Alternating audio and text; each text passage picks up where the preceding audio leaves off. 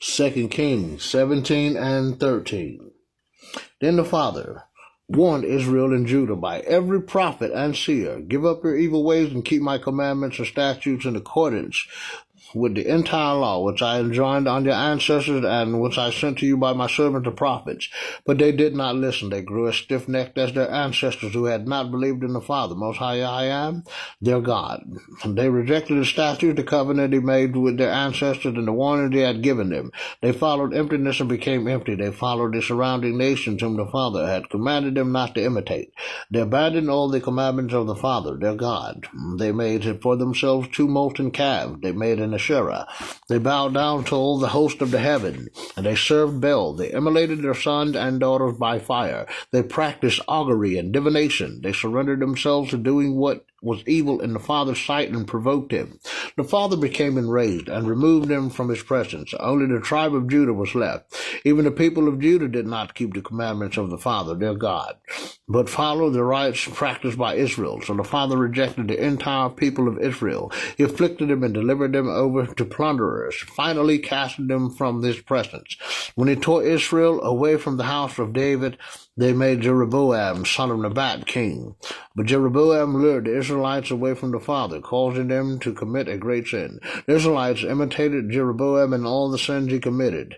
They would not depart from them. Finally, the Father removed Israel from his presence, just as he had declared through all the servants as prophets. Thus Israel went in exile from their native soil to Assyria until this very day.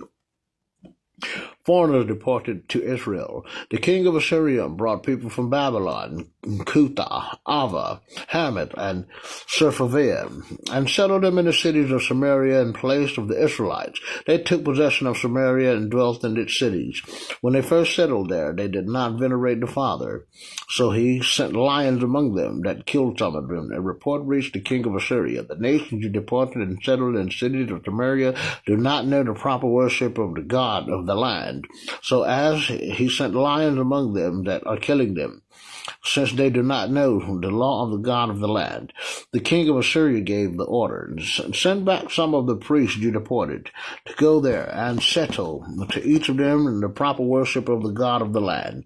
So one of the priests who had been deported from Samaria returned and settled in Bethel and began to teach them how to venerate the Father Most High, who I am. Thus, each of the nations continued to make its own gods, setting them up in the shrines and to high places and the Sumerians had made, each nation in the cities in which they dwelt. The Babylonians made Sukkot-Benoth, the people of Cuth made Nergal, and those from Hamath made Ashima, those of Ava made Nibhax and Tartak, and those from Sepharvaim immolated their children by fire to their city gods, King Hadad and King Anu. At the same time, they were venerating the Father Most High, who I am, appointing from their own number priests for the high places to officiate for them in the shrine on the high places. They were both venerating the Father Most High, who I am, one and only true living creator of all creatures, and serving their own gods. They followed the custom of the nation from among whom they had been deported. To this very day they continue to act according to their former customs, not venerating the Father Most High, who I am, nor observing the statutes and regulations, the law and commandments that the Father enjoined on the descendants of Jacob, Israel, whom he had named Israel. When the Father made a covenant with them, he commanded them, you must not venerate other gods, nor bow down to them, nor serve them, nor offer sacrifice to them, but only to the Father Most High, who I am, the one and only true living creator of all creatures, the Alpha and Omega, the first and last, the beginning and end, who brought you up from the land of Egypt with great power and outstretched arm. Him shall you venerate, him and him only. To him shall you bow down, him and him only, and to him shall you offer sacrifice, him and him only. You must be careful always to observe the statutes and ordinances and the law and the commandment, which he wrote for you. You must not venerate other gods. The covenant I made with you, you must not forget. You must not venerate other gods. You must venerate only the Father Most High, who I am, your God, the one and only true living creator of all creatures. It is he who will deliver you from the power of all your enemies. But they did not listen. They continued to act according to their former customs. But these nations were both venerating the Father Most High, who I am, and serving their own idols. Their children and children's children are still acting like their ancestors to this very day. The end of Judah. Chapter 18. Reign of Hezekiah. In the 3rd year of Hoshea, son of Elah, king of Israel, Hezekiah, son of Ahaz, king of Judah, became king.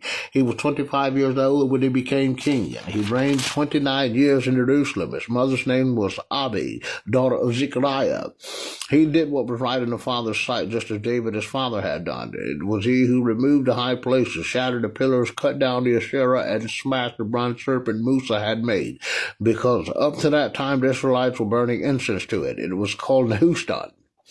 He put his trust in the Father, and the God of Israel Most High, who I am, had neither before nor after him was there anyone like him among all the kings of Judah. Hezekiah held fast to the Father and never turned away from following him, but observed the commandments the Father had given Musa. The Father was with him, and he succeeded in all he set out to do. He rebelled against the king of Assyria and did not serve him. It was he who struck the Philistines as far as Gaza and all its territory, from the guard post to garrisoned towns. In the 4th year of King Hezekiah, which was the 7th year of Hoshea, son of Elah, king of Israel, Shalmaneser, king of Assyria, attacked Samaria and laid siege to it. And after 3 years they captured it. In the 6th year of Hezekiah, the 9th year of Hoshea, king of Israel, Samaria was taken. The king of Assyria then deported the Israelites to Assyria and led them off to Helah and the Habor, a river of Gozan, and the cities of the Medes. This happened because they did not obey the Father, Most High, who I am their God, but violated his covenant. They did not obey nor do all that Musa, the servant of the Father, commanded. Sennacherib and Hezekiah. In the 14th year of King Hezekiah, Sennacherib, king of Assyria, attacked all the fortified cities of Judah and captured it. King Hezekiah, king of Judah, sent the message to the king of Syria at Lachish, I have done wrong, leave me in, and whatever you impose on me I will bear. The king of Assyria exacted 300 talents of silver and 30 talents of gold from Hezekiah, king of Judah. Hezekiah gave him all the funds that were in the house of the Father and in the treasuries of the king's house. At the same time Hezekiah removed the nave doors and the uprights of the house of the Father, which the king of Judah had ordered to be overlaid with gold, and gave them to the king of Assyria. The king of Assyria sent the general, the Lord Chamberlain, and the commander from Lachish with a great army to King Hezekiah at Jerusalem. They went up and came to Jerusalem, to the conduit of the upper pool on the highway of the fuller's field, where they took their stand. They called for the king, but Eliakim, son of Hilkiah, the master of the palace, came out along with Shebna, the scribe, and the chancellor, Joash, son of Asaph. The commander said to them, Tell Hezekiah, thus said the great king, the king of Assyria, on what do you base this trust of yours? Do you think mere words substitute for strategy and might in war? In whom then do you place your trust, that you rebel against me? Do you trust in Egypt, that broken reed of staff, which pierces the hands of anyone who leans on it? That is what Pharaoh, king of Egypt, is to all who trust in him. Or do you people say to me, It is in the Father, Most High, who I am, that we trust? It is not he whose high places and altars Hezekiah has removed, commanded Judah and Israel.